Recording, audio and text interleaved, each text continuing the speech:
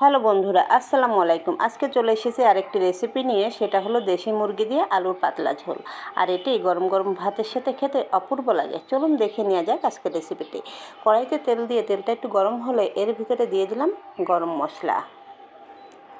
গরম মশলা দেওয়ার পর এর ভিতরে দিয়ে দিলাম পেঁয়াজ কুচি। পেঁয়াজ কুচিটা দেওয়ার পর এটাকে ভালোভাবে নাড়াচাড়া করে একটু লাল লাল করে ভেজে নিয়ে এর ভিতরে দিয়ে দেবো আদা রসুনের পেস্ট। আদা রসুনের পেস্ট দেওয়ার পর এটাকে একটু নাড়াচাড়া করে নিয়ে এর মধ্যে দিয়ে দিলাম জিরার গুঁড়া,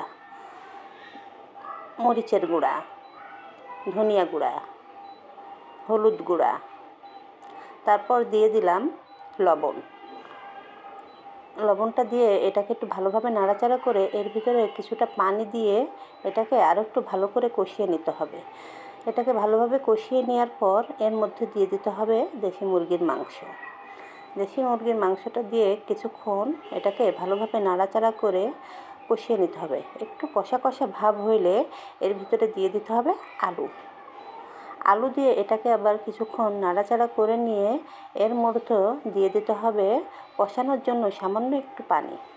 সামান্য একটু পানি দিয়ে এটাকে 5 মিনিটের জন্য রান্না করে নিতে হবে। 5 মিনিট পর ফিরে এসে দেখি আমার কষানো প্রায় শেষ হয়ে গেছে। এবার এটাকে কিছুটা নাড়াচাড়া করে নিয়ে এটাকে ঝোলের পানি দিয়ে দেব। ঝোলের পানি দেওয়ার পর এটাকে আবার 30 মিনিট ধরে রান্না করে নিতে হবে। 30 মিনিট রান্না করে এটাকে আবার ফিরে এসে দেখি এটা রান্না প্রায় শেষ হয়ে গেছে। এবার এর মধ্যেও কিছুটা ভাজা মশলার গুঁড়া দিয়ে আরেকটু নাড়াচাড়া করে নিয়ে এটাকে ঢেকে দিয়ে তারপর ঢাকনা খুলে দেখি আমার রান্না প্রায় শেষ হয়ে গেছে।